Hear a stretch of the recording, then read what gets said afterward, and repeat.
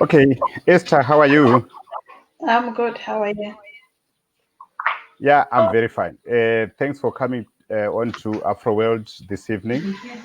Yeah. Um, my name is Jason, of course. My name is there on the screen, and I'm talking to Esther Simbi this evening. We want to check some new developments in her life. Esther Simbi is a politician. She's an advocate for people who live with disabilities. She's also a prolific book writer. She has written, I think this is a second book. So this evening, she's going to talk to us about her second book. Over to you, Esther. Hi, Jason. Thank you for giving me this opportunity. Yeah, my name is Esther Simbi, and as you have already introduced me, this is one Blessed is my second book, and we are talking about my second book today. So I started writing my second book last year. In September last year, after my first book was launched. My first book was published in March last year, and then we launched it in June last year. And so I started writing the second book. It's the continuation of the first book. So Is let's go backwards a bit, Esther. What was the name Yeah. of your first book and how successful was it? So my first book was Beyond Calamity. This one, Beyond Calamity, my first book, and I was getting invited to go to community events and speak there, and then sell a few copies. The beginning was really good until COVID hit us and the lockdown happened. So of course I couldn't go to community events anymore. And that during that lockdown time also helped me to write my second book, to finish writing it up. So and I just wanted to share my story with people, and I hope that the feedback I got from my first book was really good. People say my first book is inspirational, and so I decided to continue with the story and write the second book. And what's the reason for you? Why do you write books? Okay. Like I said, I want to share my story. Um, Even though I have been invited to community events to speak at community events, I don't reach many people when I get invited to go and speak. So I decided to write the book, to share my story in the form of a book so that it can reach many people, so that people can read my story and hopefully resonate with my story. The challenges I went through, I just want to encourage people. I know that there are people out there who, when something bad happens in their lives, they just want to end their life. And I just want to be an example that I went through a lot of things and I'm still here and I'm still smiling. So I hope that people can read my books and get encouraged. And yeah, that's why I write the book, to encourage other people. If my books can stop someone from taking their own life, that would really be good. So tell me something. Because behind art, there should also be that business aspect of it. Is the business of the book doing well? Because I understand Not you at put a the lot of money in writing and printing and all that stuff. Are there any Yeah. returns? Not at the moment, not during the lockdown. Like I said, my first book was really doing well last year. When I get invited to speak at events, I sell a few here, I sell a few there. Unfortunately, the online sale for the first book is not going well at the moment. I don't know what the reason is. I have really done a lot of advertising, and but I don't know yet about the first book because it was just released 3 weeks ago. So I don't know how the online sale is going for the second book. To me, it would really be good, like, to get some money from it, but reason behind that was to share my story with other people and encourage people. And like I said earlier, that if my story in my books can stop somebody from taking their own life, can encourage people, can motivate other people, can inspire people, that is the main reason why I wrote the books. Getting money from the book would be a bonus. Wonderful. So, what's the story in this book called Blessed? Is it about the church, or what is it? Because the word blessed is usually used by pastors. So, for people who know me very well, I have always used the word blessed a lot. Even when I'm writing something on Facebook, I've always used the word blessed.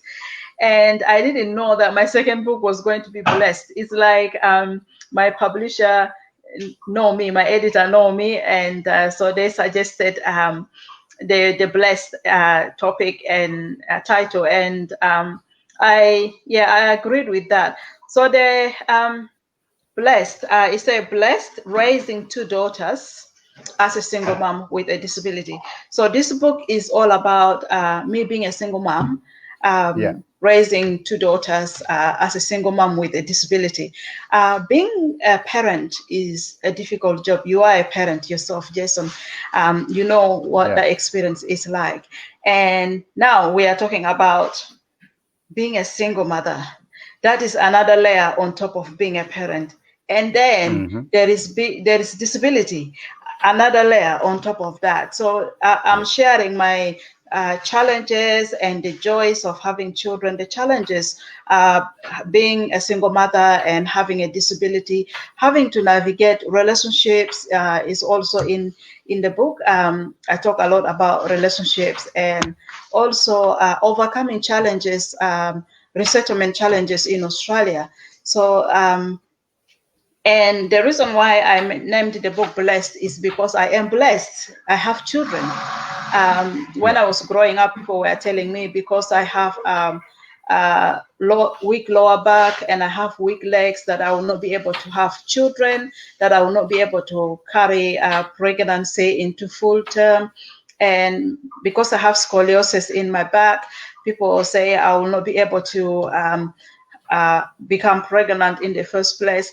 But I have children. I had 3 children. Unfortunately, I lost my middle child to stillbirth.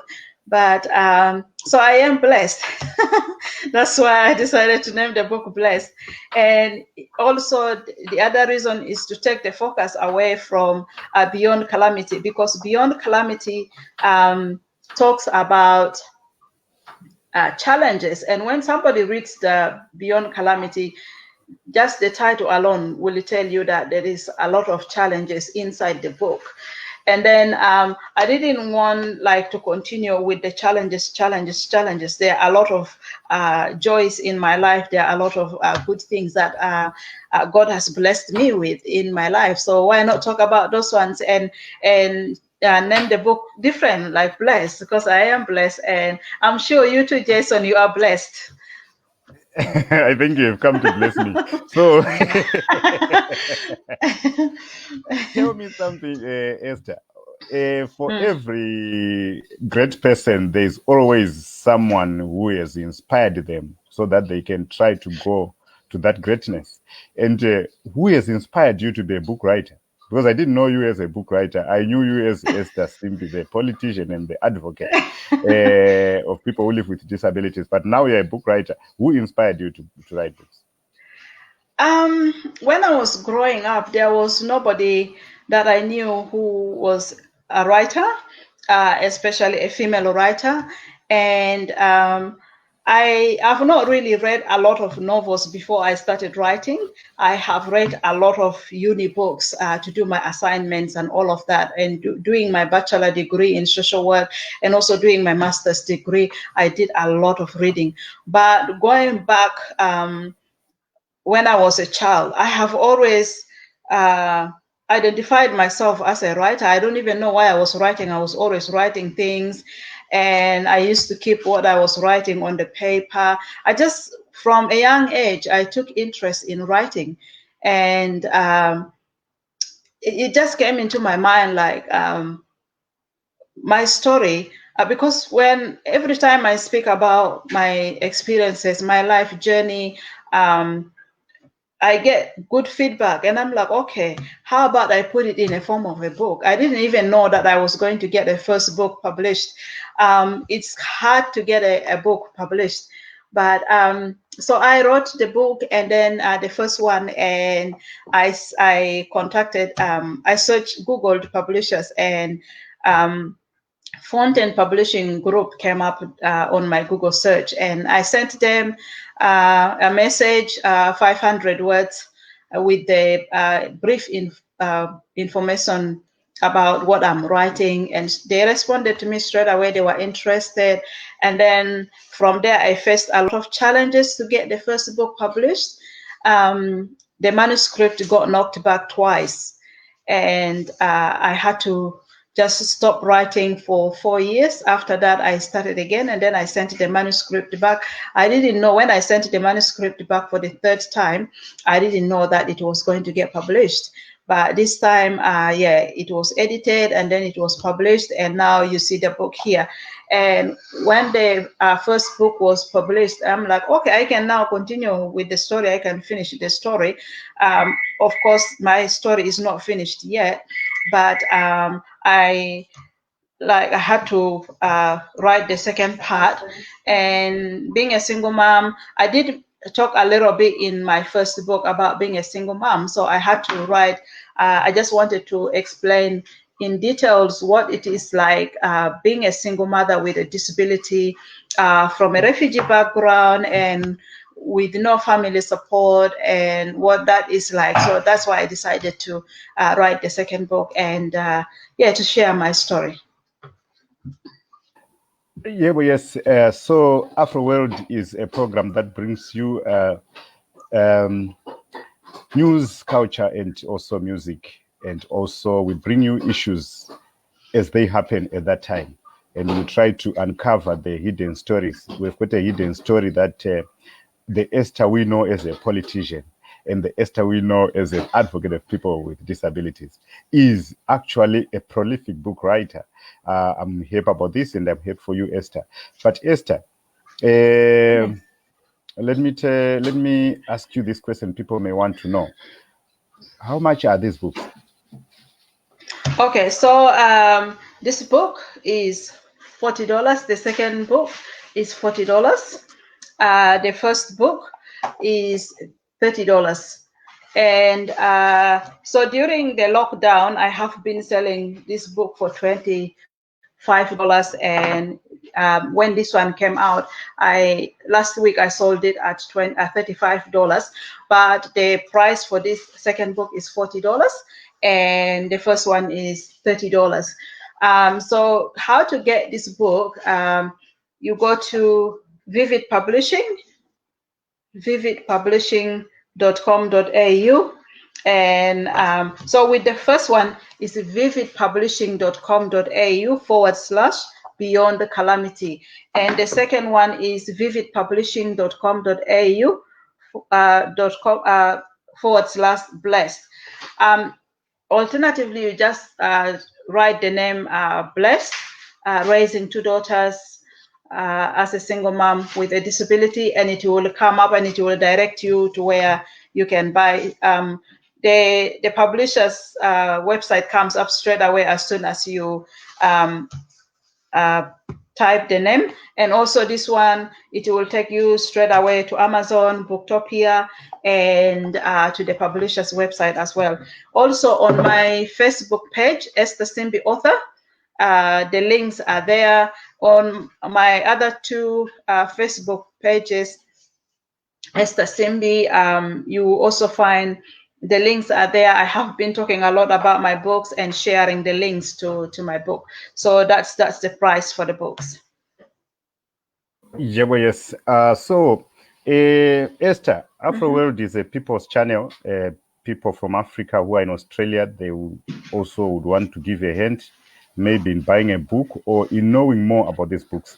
I've got someone called Mervik Osebe. He's asking this question.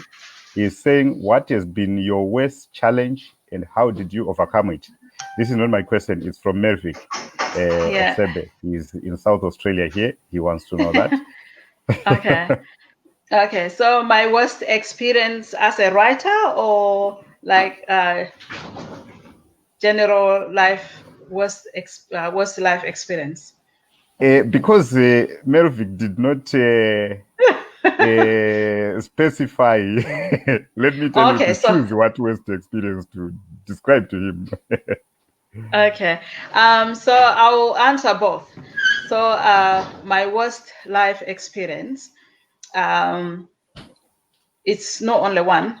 The first one was contracting polio, and then that joy of being able to run and play with other kids was taken away from me. Losing my health, that was taken away from me. No functioning in my legs and all of that. And then it took me a lot of time to be able to do rehab, to be able to walk again. And even though I'm able to walk, my left leg is very weak. I'm walking with the difficulties. And because I have post-polio syndrome, that means that every year I add onto my life, my muscles are getting weaker and weaker. And so the second worst life experience I had in my life was becoming a refugee and growing up in 3 different refugee camps in Uganda for 19 years. That's I don't wish that on anybody. It was kind of life. My childhood was gone. I didn't know. I didn't grow up being a child. I had to grow up quickly, and I was always exposed to this kind of violence and all of that. And the third was life experience that I had was losing my daughter to stillbirth. That was really bad. It's not good, like losing a child. There is something that comes with that. You lose confidence. You ask yourself a lot of questions. That was another thing that happened. And then another one that happened was my relationship breakdown. I started as a single mom, and then somewhere in the middle, I got married, and I lost that relationship. I lost that marriage, and so I became a single mom again, and that was really, really difficult. That was tough for me. There's one more life experience that I forgot before I contracted the polio. My parents were divorced, and having to move from one place to the next, and then moving to live with my mother and my mother's relatives. So that was really tough growing up, especially in my culture. Growing up without a dad is a no. There is a lot of stigma attached to that. And so yeah, those are the worst life experiences that I have experienced.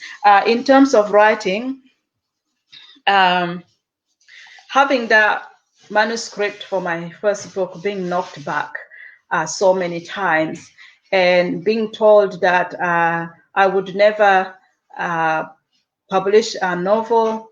The editor was harsh. And I have heard of stories from other writers as well.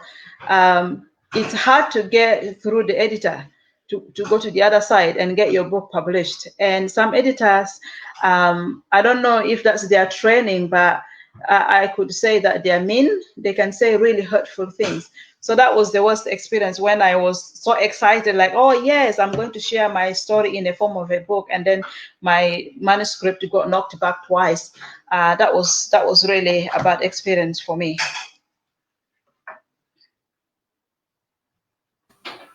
That's some information from Esther. And if you want to talk to us on Afro World, my number is there. You can see it. Esther, Yes.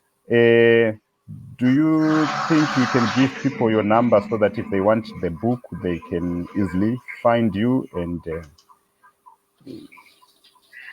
Sure. So I don't know how to put the number here now. no problem. Yeah. You can say it. You can recite by mouth. Yeah, sure. What So is your number? 042 344 3599. Okay, And people wonderful. can also contact me on Facebook, on Okay, Instagram, or WhatsApp. okay. Yeah. So, And my email is a simple one, is Esther Simbi author at gmail.com. So people can reach me on that one. so you have told us about the challenges. Can you give us the process of writing a book, so that if we have some other Esthers, aspiring Esthers who want to write books, they will know the process and the channels and the pathway to take until they get their book? Like, should we say, what's the process from you thinking about writing a book up to publishing it? Yeah. So for me, I am autobiography. So I write my own stories. So some people may call me a biography writer, but I'm autobiography writer. So I write my stories. And when you want to write, you have to think about what is it that you want to write about.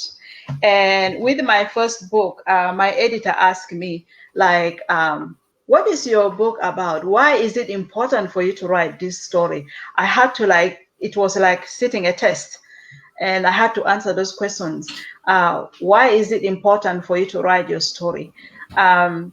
Why are you the right person to write the story? So you also have to ask yourself those questions. And like, what do you think people will get from that story? And then, so you need to think about, what is it that you're writing about? Are you writing about fiction? Are you writing about biography? If you're writing about biography, that means you're writing about somebody else's story. So you're writing biography about somebody else's story. But if you're writing about your own story, that's autobiography. You're writing about your story. You need to find out what is it that you're writing. That's the first step. And then once you know what you're writing, whether it's fantasy, whether it's romance that you're writing about, and then you can now start just putting things down bit by bit. When I started writing my first book, I started writing on a paper, pen and paper, and then I converted it into typing. But these days, we have the technology, you can start writing straight away. So what I did, something that helped me was that on my phone, I have the Word document on my phone, and I have Word document on my iPad, and I have Word document on my my laptop. And there is that thing now they call cloud. So I save my documents on a cloud. So that means when I'm out of the house, I can be able to access.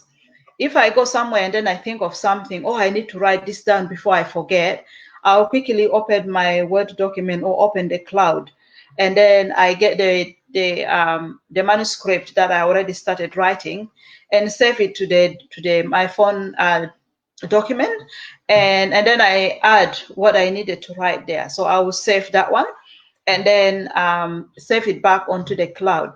So when I get home, I can open my document, my manuscript from the laptop. It's already there. What I've added is already there. So I'll continue from there so I don't forget. And so that's the process. And then you give yourself time. And when you finish writing, you read it first to make sure it makes sense. For someone who speaks English, not even second language, but maybe third or fourth language. So you have to, for me, I read in a quiet place, and I read out loud to make sure that what I'm reading is hearing well, it makes sense.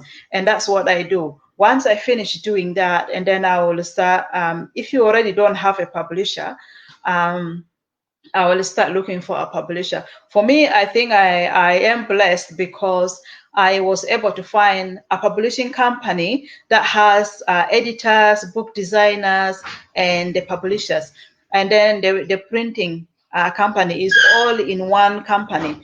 So you now you get to the stage of contacting the publisher about your story, what you're writing, and if you're lucky, like I said, it's hard to get first book published.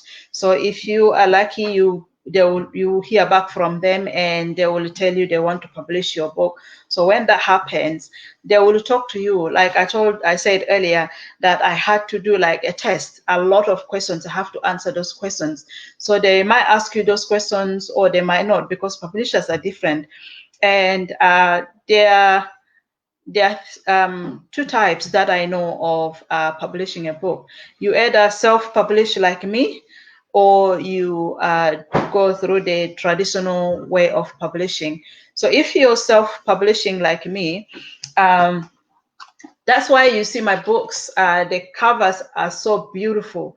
I get a lot of comments from my book covers that they are beautiful, they are eye-catching, and also the style of writing inside is beautiful. So if you're self-publishing, you have control over your manuscript.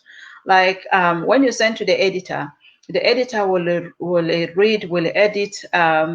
Of course, they'll send you the invoice first, and then you have to pay. You need to have money ready, and you have to pay for the first invoice before the editor starts reading through your manuscript, and the editor will send it back. Sometimes they will twist some things that doesn't make sense, and you have to like control that and tell them, no, I want this to sound like this, I want it to be like this. Sometimes they want to wipe the whole chapter out, and it's up to you if you want that whole chapter to be eliminated, or you want some parts in that chapter to be left to stay. So if you want some bits in that chapter to stay and the chapter is so small, the editor might suggest that combine this chapter with this one. And so you go step by step with the editor. The editor is talking back to you. It's back and forth, back and forth. You're working together, and you are the boss. So if you're paying them, you are the boss. Until when the editing is finished, you're satisfied that, okay, everything here looks good, reads good. You're satisfied. There is no word missing. There is no errors, nothing. Of course, by the time you get to that stage, you have already read your book more than 50 times. And so when that stage is finished, now you go to the editor will send the book to the designers, and they will design the interior of the book first.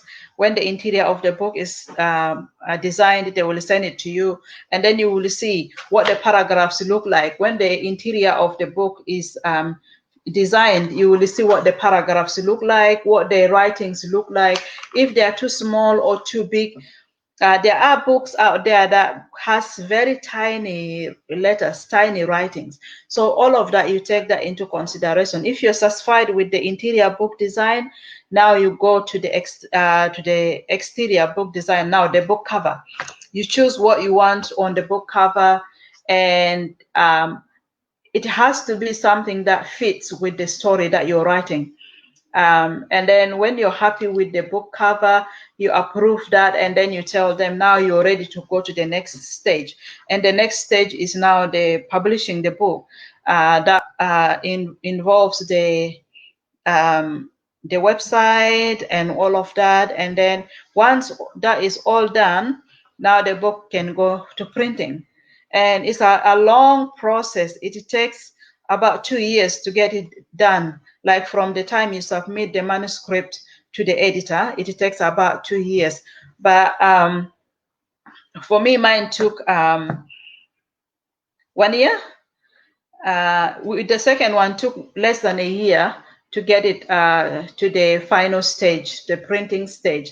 Because by this time, I already know the publisher, I know the company, I know what they're looking for, I know what they want, and they also know me. So when they sent the manuscript back, I didn't send the manuscript so many times. I didn't send it back so many times. It only happened a few times. But with the first one, because I was so nervous, I didn't even know what to do. I had to send the the editor had to send the manuscript back to me during the editing process so many times. Like when she sends back, I remember, oh, I should have written that, and then I add that on. Anything you add on when the editing process has started will also have to be edited, and that takes long. So with the second one, I decided that I'm going to put everything together and then send it. So because I put everything, I took my time and remembered what needed to go in the book. It didn't take a long time. So it's a long process. And every stage that you take, there is invoice. When you finish one stage, they will send you an invoice, and then you pay that invoice. When that stage, like the editing stage, when the editing stage is finished, they will send you big money for the editing. That includes like proofreading and all of that. So you pay that one, and the editing will be done. When that one is done, now when it comes to the book designing stage, you pay another invoice, and they send another invoice, and then you have to pay that money. And then when it goes to the publishing stage, you also have to pay money. And of course, the printing now, the printing is very expensive. That's why a lot of people do it themselves. Like they get an editor to edit the book, and then they do the rest of the things themselves, and they go like to Office Works and print their books from there. But yeah, for me, I like to give the publishers something to do, and so I pay them big money to print the books. And that's why I have to sell the books to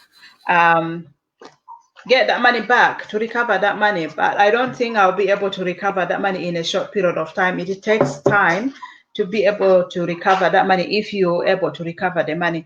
And I have attended writing workshops last year after my first book was published. And one of the things they said there is that people don't normally do well. If you have only one book, you will not be noticed, you will not do well. And also in terms of money, if you have only one book, you're not going to really make much. If you want to make writing as your career, you need to write at least 3 or 5 books. That way, you will know that there is little money coming from the first book, the second book, the third book, the fourth one, or the fifth one. And all that adds up. If you sell the books yourself, of course, you already paid the money for the printing. You sell the books yourself. Whatever you get from that goes to your pocket, and you see if you'll be able to recover the money you spent editing and publishing the book, and also printing the book. But if the book is sold online, for me, because I self-published, I didn't have a broker. So some people get a broker, a middle person, somebody in between, the person that speaks to the editor, to the publisher, and to the writer. So that person in the middle also gets paid from the same book. So when the writer gets paid, there is very little money that the writer gets. And like for me now, even though I don't have a middle person, like when my books are sold, I get $2.40 for every book sold online. But if I go to an event and I sell the books, the money that I get from the book, from the events, that money goes into my pocket. And yeah, so that's the whole process of getting a book published. Like I said earlier, it's very hard to get your first book published.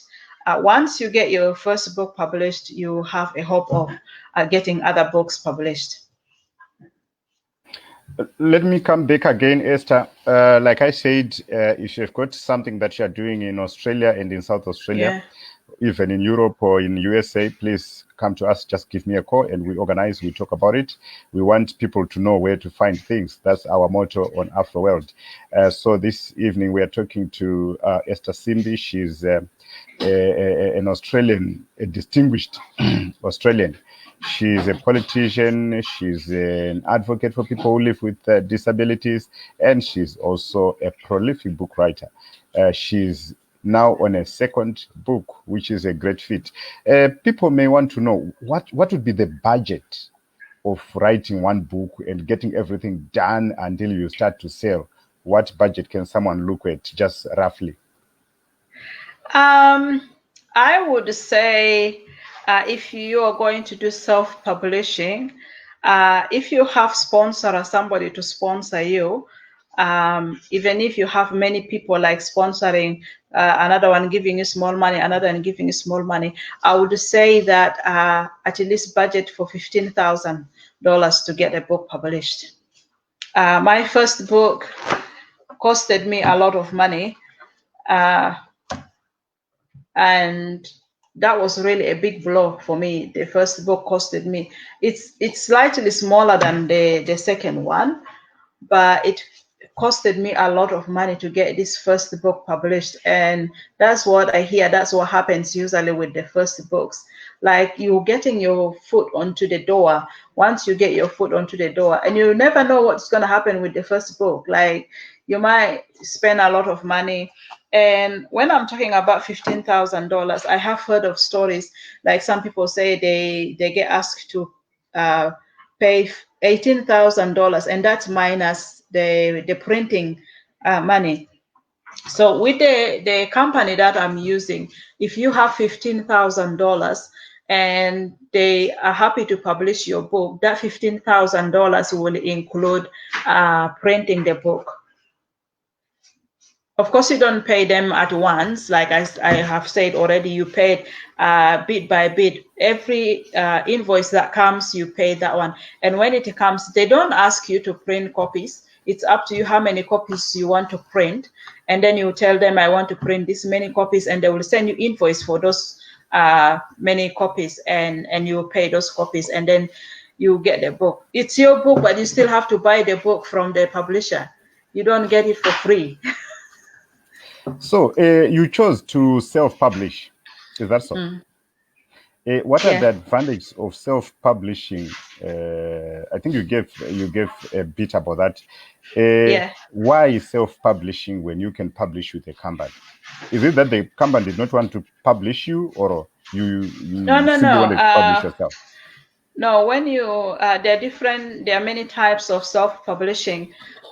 When you self-publish with a company, of course the company is the one doing everything, but you are the boss. So they like, you control what happens with your manuscript, you control what happens with your book, you pay them money.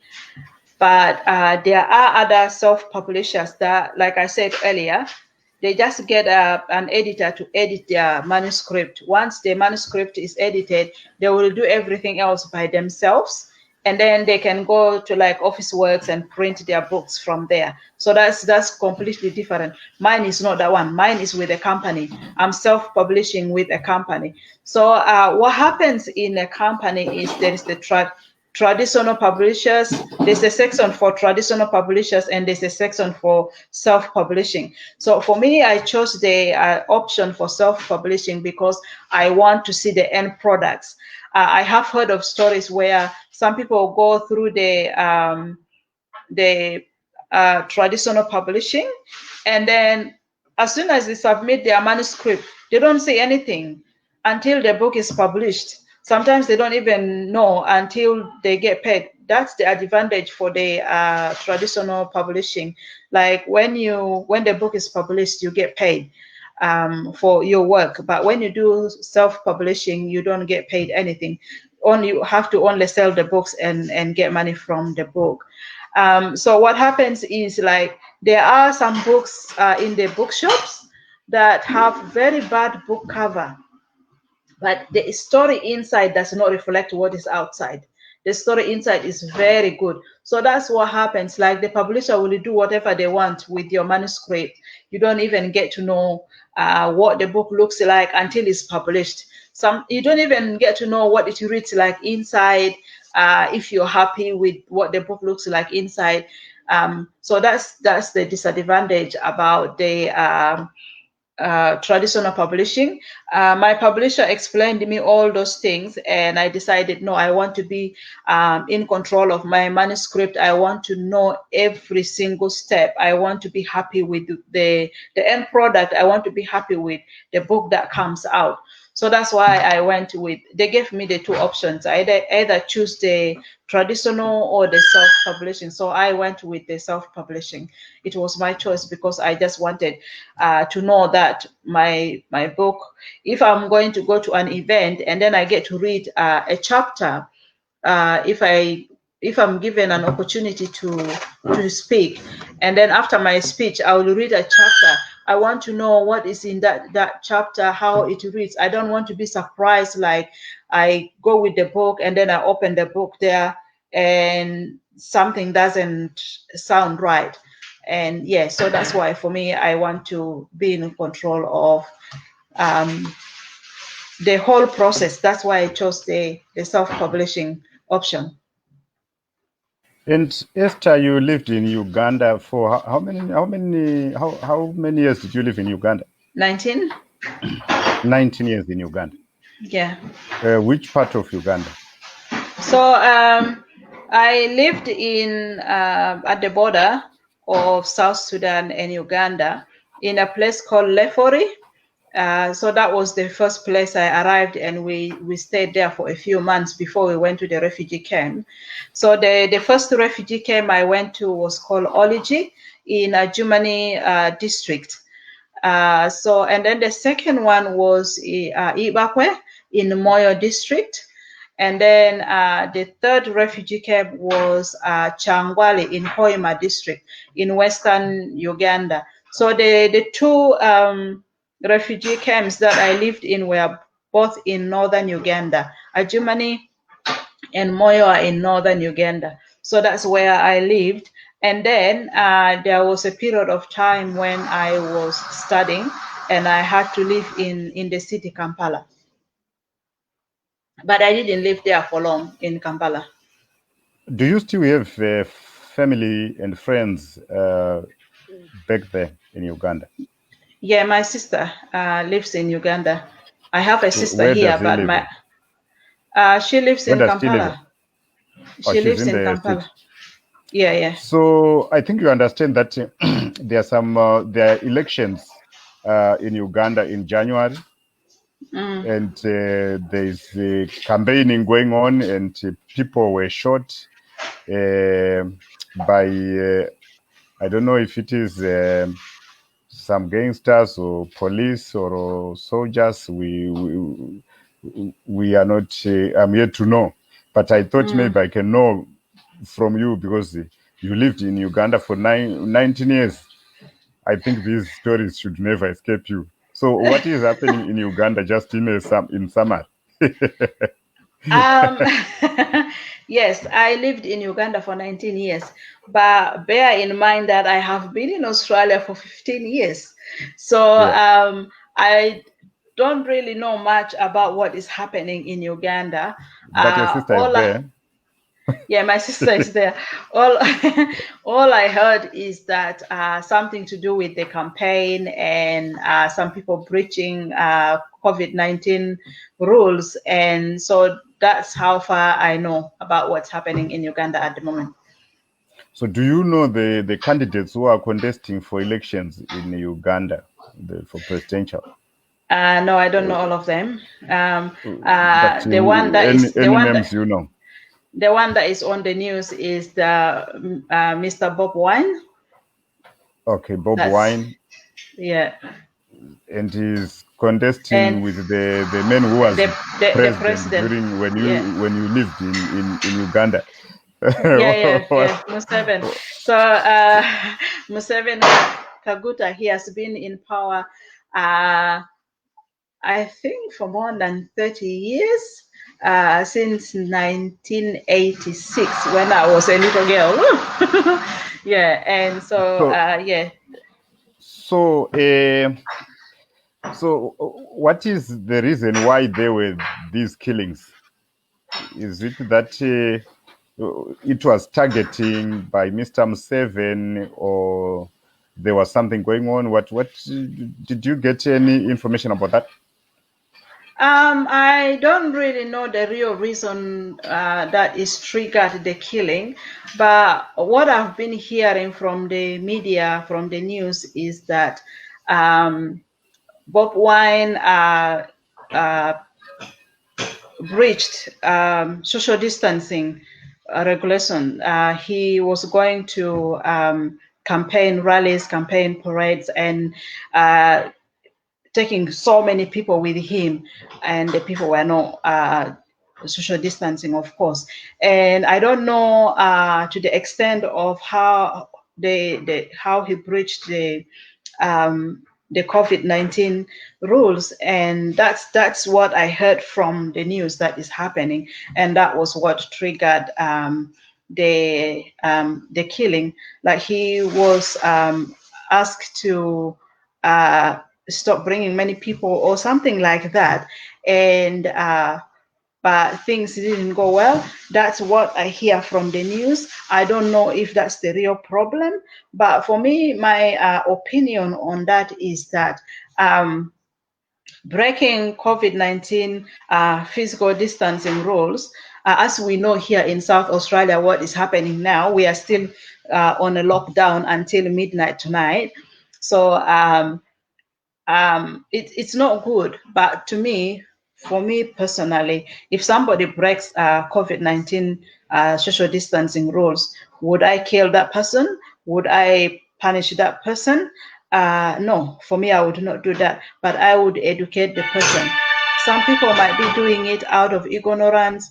I would educate that person on what is the right thing to do and what is what's not the right thing to do. You come from Africa, you know, there are a lot of bad things happening there, including corruption, including, like, especially when it comes to elections, people don't want to leave. Like, there is what they call reaching and all of that. And for me, suppressing people's opinions. For me, I am an advocate of people's human rights, and I am an advocate of freedom of speech and democracy. So that's how far I can respond to this issue that is happening right now in Uganda. I don't really know what really triggered that, but that's what I heard from the social media, and that's my opinion on that. That I would not be killing if I was in power. We don't even know if Museveni is the one that has ordered those people to go and kill. We don't know that. So for me, if I was in power, I would not be killing anybody, and I would not be punishing anybody because of breaching COVID-19 social distancing rules, but I would make sure that I educate those people so that they can understand. And yeah. And also, so who do you think is going to you can finish. Yeah, I would also make sure that human rights are maintained and everybody's voice is heard. There is freedom of speech, there is freedom of prayer, and all of that would be my agenda. That would be my focus. And putting everything together, whatever they do there, which I don't know, which you know because you lived there for 19 years, who do you think is going to win this election of January 2021 in Uganda? I wouldn't really weigh on that. I wouldn't weigh on that. It's Why? hard Do to you tell. think Museveni will come and beat you here, or Bob Wine will come and beat you here? No. It's not that, because first of all, I don't know the other candidates, and I don't actually know who is the front runner at the moment. I don't know. Yeah. And also bear in mind, like I've already mentioned, I'm not saying this is what is happening in Uganda right now, but I'm saying that we have come from Africa where there is corruption, there is rigging of elections, and a lot of bad things happen. There's no really democracy, and so we'll be ready for anything to happen. Whoever wins, we'll, be happy for that. But I'm not going to weigh on that as to who is going to win. No. Okay, Esther, it's very interesting. I enjoy talking to you, Esther. And let me ask this question. Ethiopia is a neighboring country to South Sudan, if I'm not mistaken. Or they are your neighbors. Yeah. There is fighting going on there. What's your message to the people of Ethiopia? in your capacity as a book writer and as a politician? What I would say, not only to Ethiopia, but to Africa in general, is that we should stop killing each other. Killing is not the way to solve problems. Violence is not the way to solve problems. We should be civil and talk about things. If you don't like somebody, don't go and kill that person. If somebody said something about you that you don't like, don't go and kill that person. Don't displace people. I'm here because I was displaced from my country. I lost I was disconnected from my extended family network. I was disconnected from my community. I was disconnected from so many things. And for me, sitting here today, I'm lucky that I'm still alive, that I didn't die there. A lot of people die during war, things like that. And what is always causing fightings in Africa and in other countries is I think it's power or money. And if we could really like look, if I am a leader, my focus would be the people, the citizens of that country, not my own personal interests. Yes, I will get paid money, yes, but my focus, that's why I put my hand up in the first place to run, so that I can protect the citizens. I can provide for the citizens instead of doing those bad things that will cause tensions and will cause a fighting, the corruption and all of that. For me,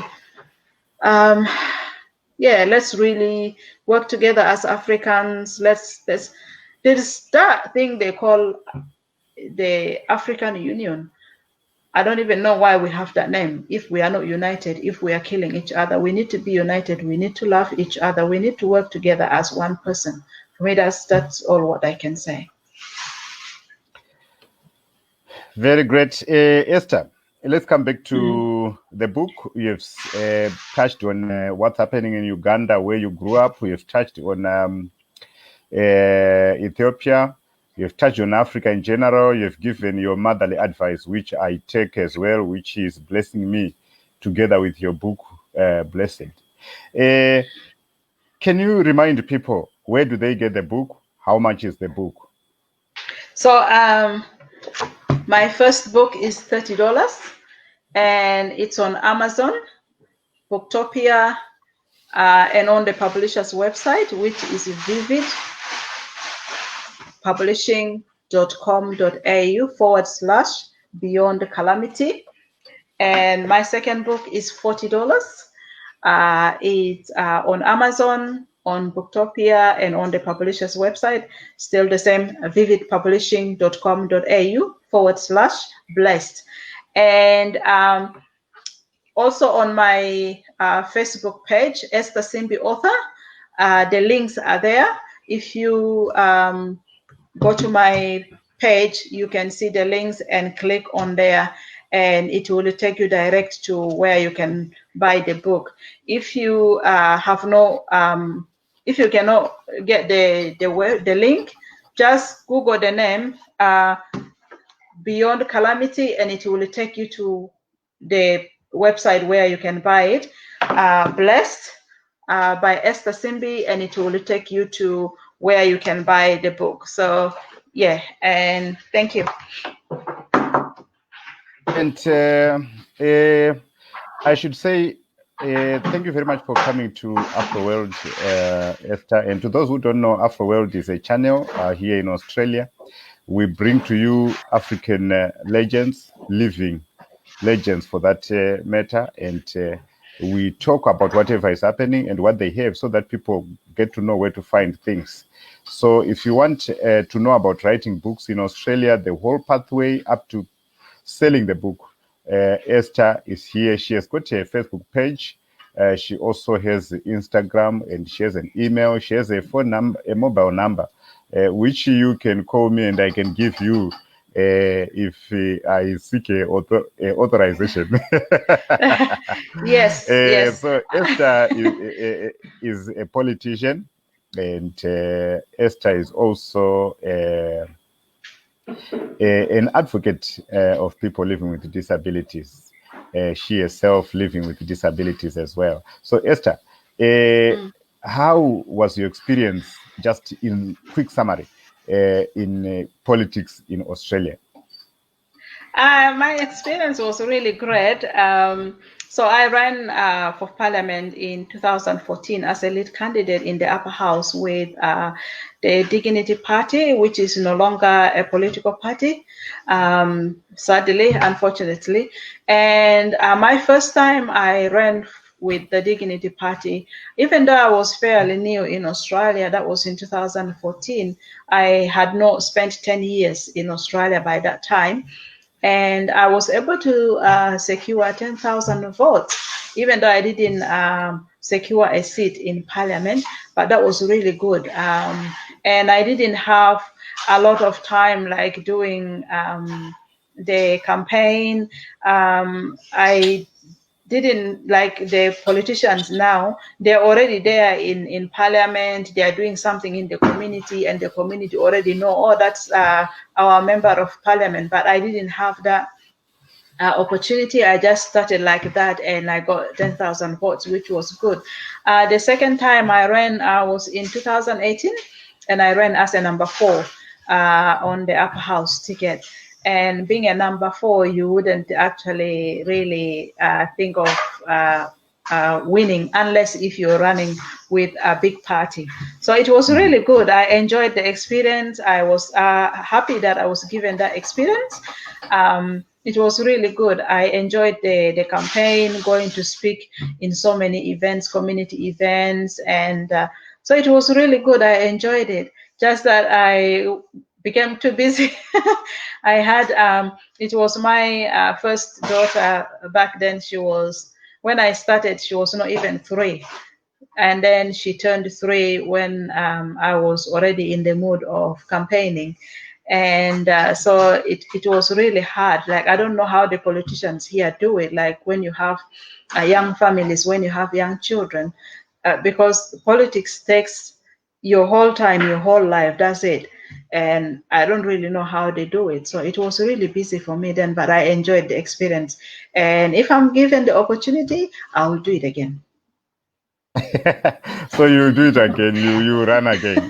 Yeah, That's wonderful. It's some encouraging words there. So Esther, it was nice having you on AfroWorld, and like we said, anyone who wants to have a chat with AfroWorld, please, our phone number is there, and you can also go on the AfroWorld page and send us a text there. So we were having a chat with Esther Simbi. She was born in South Sudan, which was Sudan by that time, and she grew up in refugee camps in Uganda, and then she got blessed to come to Australia, where she wrote the book Blessed, which she is blessing people with these days. So if you want a book, please, they are very cheap.